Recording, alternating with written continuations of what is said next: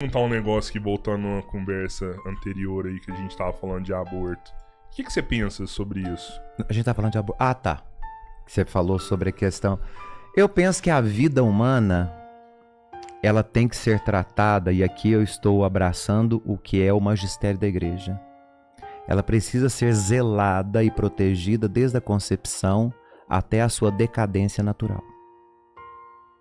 Então, eu jamais serei a favor do aborto. Mas já respondo onde você quer chegar. Isso você tá falando como padre. Tô falando como pessoa civil, CPF. O Fábio. Fábio Marinho. Sou totalmente contra o aborto. É sua opinião CPF, sendo padre ou não. É, a minha opinião como pessoa civil é a mesma da Igreja Católica. Eu acompanho a igreja nesse pensamento. Não porque eu sou padre, pessoa civil, tá? Uhum. Agora, jamais irei criminalizar uma mulher que faça isso. Jamais. Porque eu não sei o que se passa de angústia dentro dela. Então, ao mesmo tempo que eu sou totalmente contra, eu jamais vou apontar um dedo para uma mulher que fez um aborto. Mas agora eu vou te falar como padre. Todas as confissões que eu ouvi de mulheres que abortaram foram as mais difíceis de serem ouvidas. Pelo peso que elas carregam, pelo fato de terem transformado o útero num cemitério. Acaba com a vida da mulher, né? Eu nunca atendi uma mulher que tenha abortado que não tenha chegado aos pedaços dentro do confessionário.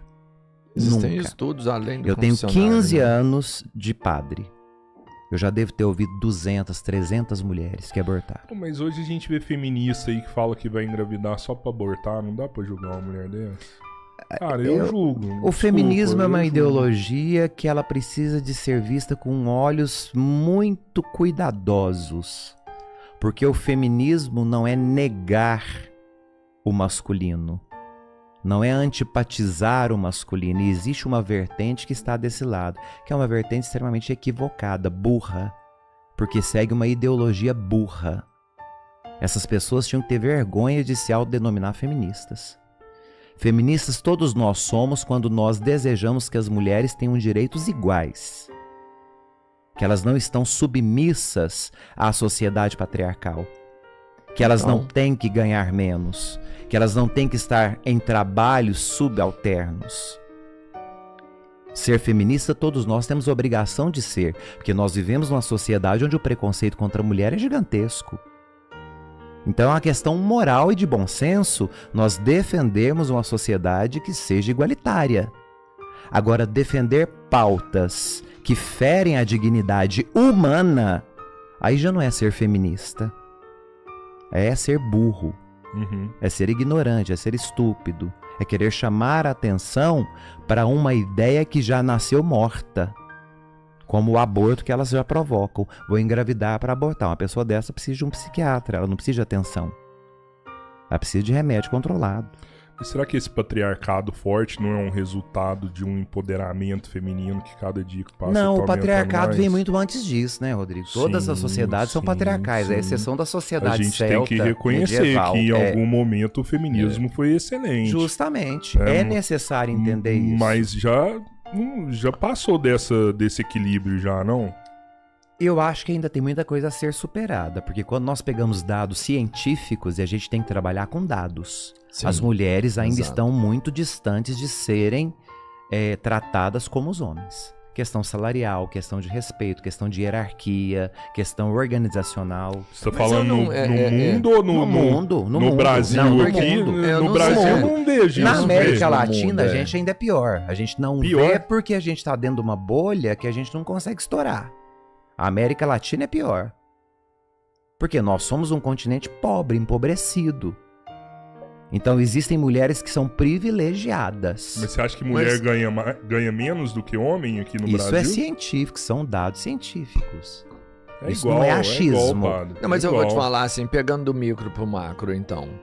Saindo aqui de onde a gente tá, que é a nossa cidade, a nossa região aqui. Eu não vejo, por exemplo, ofertas de emprego com determinações salariais com diferença sexual, por exemplo. Não, já melhoramos demais. Isso não existe mais realmente. Melhoramos demais, mas por que melhoramos? Não, Sim. Tem que uma ter o briga. grito de liberdade. O grito Tem de que liberdade ter. tem que existir. Tem que ter. Tem que existir. Eu não ter. tô sendo contra isso. O que eu acho é que é o seguinte: você tem que gritar por seus direitos, por suas igualdades, por tudo que for de diferente ou de Claro. errado, você tem que brigar sim, até você conquistar. E depois que isso conquistou, você não tem mais que continuar travando essa Mas guerra. eu conquistei por Aí você definitivo. tem que ter o meio termo, então não tá igual. Porque, por exemplo, o que as mulheres de hoje conquistaram vai durar até quando a sua filha precisar do emprego? Sim. Esse território Você já tem tá essa garantia? conquistado. Claro, depois que você conquista um território, só com outra guerra para ele ser retomado. E Não todos vejo os guerra territórios que a mulher pode ocupar já estão ocupados? Não estão ainda, mas elas já venceram a guerra. Aí é tempo agora de plantar realmente para você chegar em todos os lugares. Realmente eu vejo que elas eram menores, elas não estão em todos os lugares. Fato é que para mim essa guerra não precisa existir mais, dentro do meu entendimento leigo. Talvez eu esteja muito equivocado e realmente precise de mais guerra. Mas eu acho que como elas já venceram a batalha, o negócio agora é equalizar e só semear o bem, porque se você continua numa guerra que não tem mais necessidade, eu só vejo percas com isso. Não, vai, mas ter aí, vai ter uma reação nisso. Vai ter mas aí a perca gente com volta isso. aqui que eu tô falando. Não Cuidado sei com se- esse feminismo Exato. estúpido. É Exato. isso, mas é nisso que eu falo, Cuidado com entendeu? isso. Né? A gente tem Exato. que entender o feminismo inteligente. É aquele feminismo que trabalha com o bom senso e não com o senso comum. Aham. Eu falo assim, Fábio, eu sempre falo isso. Porra, você tá errado. Você pode me mostrar, mano, que eu sou o primeiro a ir lá e brigar e defender a bandeira de quem tá sendo. Agora, se não tem nada de errado, eu não vejo o porquê de querer continuar uma guerra, sabe? De plantar discórdia. Se não tem isso, por que a gente tá fazendo briga entre um e outro? Eu não Né? sou a favor da guerra, eu não sou a favor da, Guerra de da narrativa, às imposição vezes, das Ed. coisas, mas eu sou muito a favor da recordação. Boa. Então, eu acredito que as coisas precisam ser lembradas sempre que for oportuno. Porque quando nós nos esquecemos das nossas conquistas, nós corremos o risco de repetir os nossos erros. Por isso que até hoje os judeus celebram o dia do Holocausto. Não é porque eles são pérfidos ou perversos que querem recordar o sofrimento. Eles celebram o dia do Holocausto justamente para que a humanidade não se esqueça do que aconteceu e para que a humanidade não repita. Por isso que é preciso ter um movimento feminista para não se esquecer do que elas já viveram lá Sim. atrás e que elas conquistaram a duras penas. Claro. E para que não se claro. repita o que aconteceu lá atrás. Da mesma forma, quando tem a parada LGBT? LGBTQIA+, né? Sim. É preciso ter uma memória porque essas pessoas existem. E elas precisam de dignidade e respeito. 100% não há Então, discordância da minha é a parte. memória que faz com que a gente não repita os erros do passado. Nós não podemos perder a memória. Então, eu não acho que é uma questão de guerra. É a questão de respeitar a memória dos acontecimentos. Se o Brasil politicamente tivesse memória, nós não estaríamos na situação que nós estamos hoje. O problema é que é um país sem memória. Os nossos livros de história não passam de... Eu não sei nem que adjetivo eu posso dar.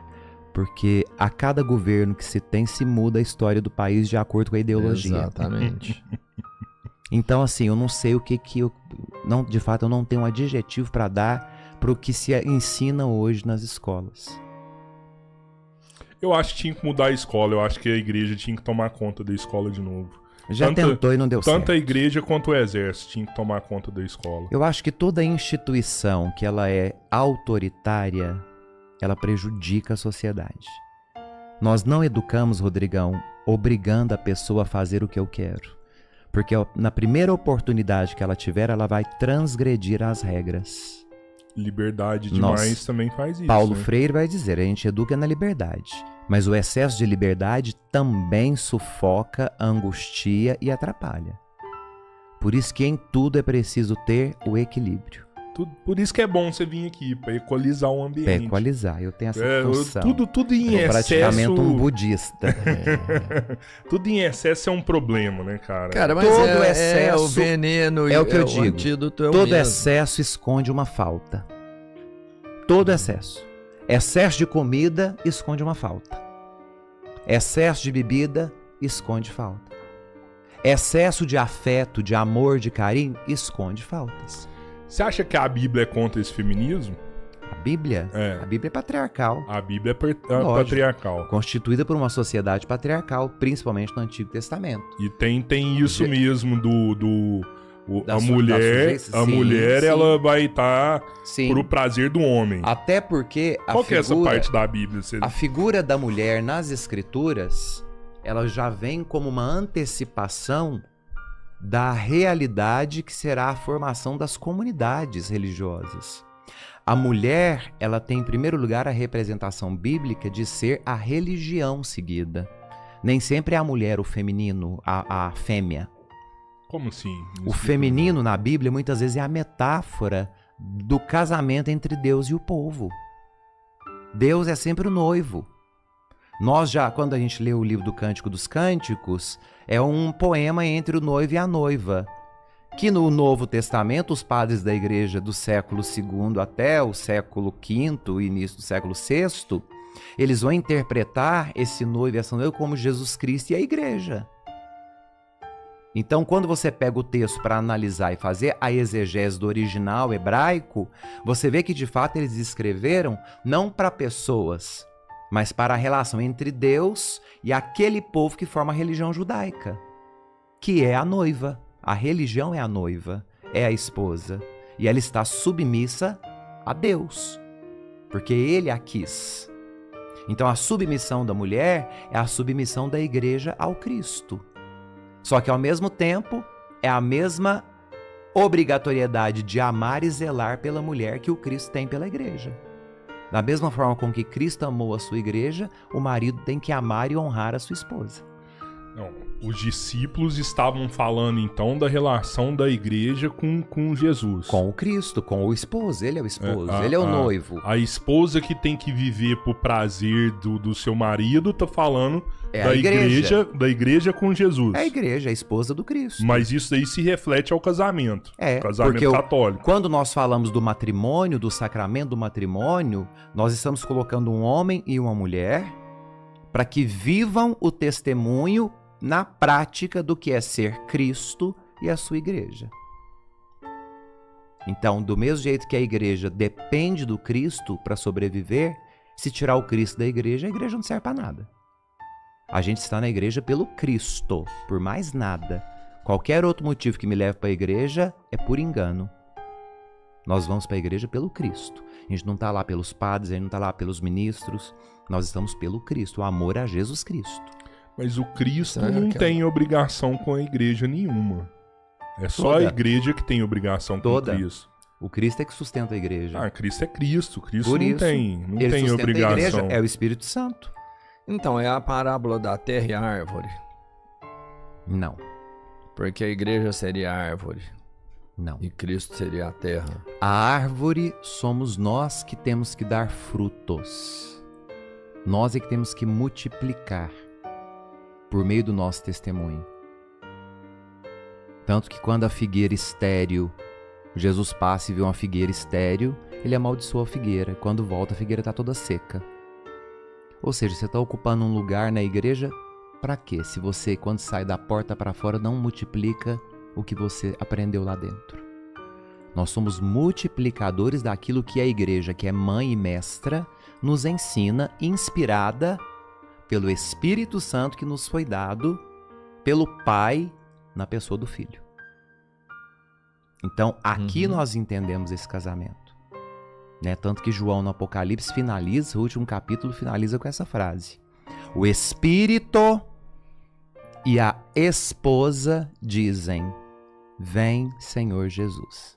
Maranata. Então, quem é o Espírito? O Espírito Santo, que é dado para cuidar da igreja pelo Cristo. E a esposa é a igreja. Que no Apocalipse tem uma figura de uma mulher. João, quando vai falar da igreja, desenha a igreja na figura de Maria, mãe de Jesus. Coloca uma mulher grávida, né, que é a igreja gerando novos cristãos, porque a igreja primitiva cresceu muito rápido. Então João desenha no Apocalipse a igreja com uma mulher grávida. Ele se inspira na figura de Maria, mãe de Jesus. Por isso que é uma mulher grávida, né, que tinha uma coroa de 12 estrelas na cabeça. Por que 12? Porque nós temos as 12 tribos do Antigo Testamento e temos 12 apóstolos que constituem a igreja no Novo Testamento.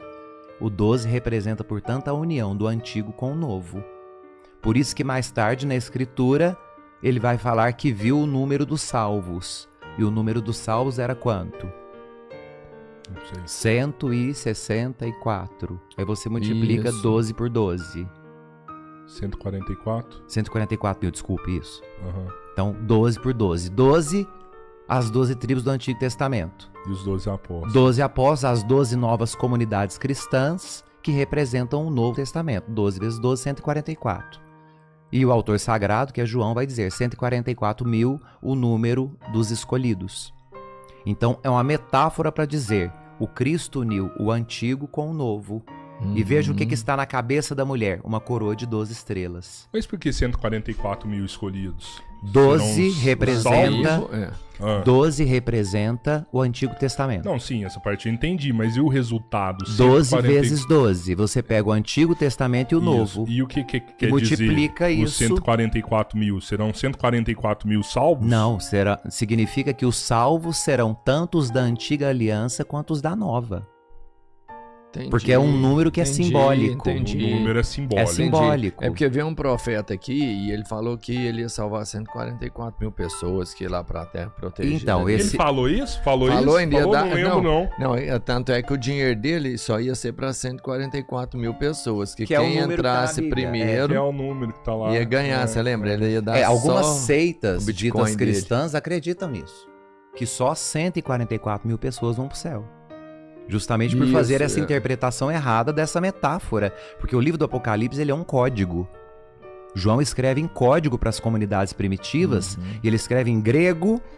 E tem que ser em código para quê? Para evitar que os pagãos que eram contra o cristianismo tivessem acesso aos textos sagrados.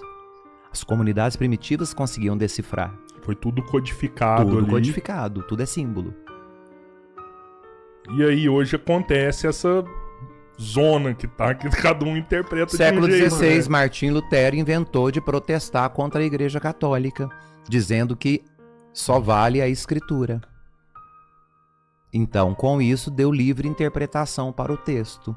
Então, hoje, qualquer pessoa que é analfabeta de pai e mãe pega uma Bíblia e se diz pastor ou pastora. Agora, quem são as ovelhas guiadas por ele é que eu não entendo. Tem que ser pior que eles, né? Ah, não pode julgar as pessoas Então. guiadas por ele, pode? Lógico que pode, porque pode um cego guiar outro cego. Isso quem perguntou foi Jesus. Não. Pronto. Por que Mas- que eu vou atrás de uma pessoa que não entende absolutamente nada e acredito que o que ela está dizendo é verdade? E por que que a gente precisa tanto de sinais? Por que que a gente precisa tanto de apocalipses? Por que que nós precisamos tanto de gurus? Que busca é essa sempre de achar um salvador para tudo? Salvador é Jesus Cristo, todo o resto é invenção. Pô, mas a hora que Mas fala isso isso, que eu a ia gente falar. tá excluindo todas as outras religiões, não? Por que que a gente tá falando isso só dos calvinistas, só dos evangélicos? A gente acaba excluindo as outras, as matrizes africanas. Aí nós Os temos que ateus. entender a prática da religião. Porque o Cristo, ele deu ensinamento. Ele não chegou, a palavra de Cristo. Existem lugares no mundo que não conhecem Jesus Cristo. Exato. Acho que eu já contei isso pra vocês quando eu estava em Jerusalém, no Santo Sepulcro, e uma turma de indianos chegou e pediu para eu explicar o significado do Santo Sepulcro. Não, você não conta, não lembro de você ter Essa contado. Não também contei isso, não? Não, contou não. Levei meus fiéis para Israel e estamos visitando o Santo Sepulcro, onde fica o túmulo de Jesus. E entrou um grupo de indianos. Como eles viram que eu era o padre que estava guiando o povo, ele me fez uma pergunta e fui falar em inglês com eles. Meu inglês não é um dos melhores, mas eu tentei explicar da forma que eu conseguia. Eles falavam o que significa este lugar. Falava, aqui neste lugar nós cultuamos um túmulo. Eles falavam, e quem está lá dentro? Eu, ninguém. Eu falei, então o que vocês cultuam? Eles perguntaram. Uhum. A gente cultua Ressurreição. o sepulcro vazio. Porque se alguém tivesse ali dentro, a nossa fé seria estéril. Então nós vamos ali dentro ver o nada. Porque o nada ali dentro para nós significa o tudo. É esse nada do sepulcro que nos leva a crer que há uma vida que não morre mais. Que nós chamamos de ressurreição. O nosso Deus, Jesus Cristo, morreu e ressuscitou. E ele não está ali dentro. Ele foi posto morto ali. Só que ele ressuscitou. Ele está vivo. E ele nos contempla do céu. Para os indianos foi uma surpresa. E eu fiquei muito mais surpreso de pensar que ainda existe gente no mundo que não conhece a história de Jesus Cristo. Pois é. Nós estamos aqui no Ocidente. O Ocidente é cristão. Mas Jesus é o rosto mais conhecido do mundo, não é? É porque nós somos maioria. É, Mas você pega ainda é o algumas rosto mais comunidades, conhecido do mundo. por exemplo, os indianos que trabalham um sistema religioso de castas e formação de hierarquias, Sim. para eles Jesus Cristo é uma coisa... Por exemplo, se eu perguntar para vocês, me fale quem foi Maomé. Nós estamos falando de uma religião monoteísta que está muito perto de nós, Vai ser que a está maior crescendo, do mundo, né? justamente, Vai ser a está maior do crescendo. mundo. Qual que é a essência do islamismo e quem foi Maomé? Vocês sabem me falar? Não. A mesma coisa quem não conhece Jesus Cristo. Se eu perguntar para vocês quem foi Buda, Buda é bem famoso. ele é famoso de imagem, né? Sim. Eu falo assim, Mas quem porque é ele? quem não sabe quem é o Buda na sua essência, o que é o Buda, o que é, né, É. o Buda, sabe o que é o Buda. É o símbolo dele, que é Uhum. aquele gordinho Que significa espiritual, o quê? né? É um símbolo espiritual. Pois é, mas significa o quê? E quem foi esse gordo? Então, o Buda, mano, ele é o cara que ele teve mais alto... Me dá o nome dele, pelo amor de Deus. Buda. Ele chamava Buda mesmo. Era? Era. Ele é a personificação do bem. E ele viveu onde? Não era? São os avatares que vêm pra Terra. Você tá São os entendendo? avatares. Cada um tem seu avatar ali, velho. Você tá entendendo o porquê das religiões? Agora pega a essência de qualquer religião. E aí nós vamos entender uma coisa que Chico Xavier deixava muito clara. Fora da caridade não existe salvação. O que o Cristo ensinou quando veio ao mundo? Não há maior amor do que dar a vida pelo outro. Próximo. Ou seja, a maior caridade. Amai-vos uns aos outros como assim eu mesmo. os amei. Os amei. E o que é o amor no cristianismo? A caridade. Paulo vai dizer isso. Ainda que eu falasse a língua dos homens e dos anjos, ainda que eu tivesse o dom das profecias, ainda que eu fizesse mover as montanhas, se eu não tiver amor, de nada vale tudo que eu sei e faço. Você sabe que... Então, isso só respondendo a sua pergunta. E as outras religiões? Se justificam pelo amor. Porque nem todas conheceram a verdade de Jesus Cristo. Elas se justificam pela prática do amor. Agora, você pega muita seita que se diz cristã, que só destila ódio. E se sentem salvos. Né? É igual o cara que entrou e falou assim, nossa, só falou merda, preciso estudar a Bíblia esse cara. Na minha entrevista, né? Aham. Ou seja, ele se sente acima. Olá, bem-vindo ao devocional de hoje. A passagem de hoje contém uma conversa entre Deus e o profeta Jeremias. Permitiremos que ela nos inspire a orar com ousadia pelo próximo ano. A passagem de hoje é Jeremias capítulo 33, versículos 1 a 3. Jeremias ainda estava preso no pátio da guarda quando o Senhor lhe dirigiu a palavra pela segunda vez. Assim diz o Senhor que fez a terra, o Senhor que a formou e a firmou. Seu nome é Senhor. Clame a mim, e eu responderei e direi a você coisas grandiosas e insondáveis que você não conhece. Vamos nos aprofundar na palavra? Julian of Norwich, uma freira do século XIV, é lembrada como um farol de luz durante um dos períodos mais sombrios da história. Em meio à peste negra e à agitação social, Julian viveu uma vida que irradiava a bondade de Deus, deixando um legado que ainda ressoa nos dias de hoje. O profundo impacto de Julian, no entanto, não se originou de sua eloquência, inteligência ou habilidades, embora, é claro, ela tivesse todos os três. Seu impacto se originou da oração. Para Julian, a oração não era um mero ritual. Era sua linha de vida para Deus, a fonte de toda sua coragem e resiliência.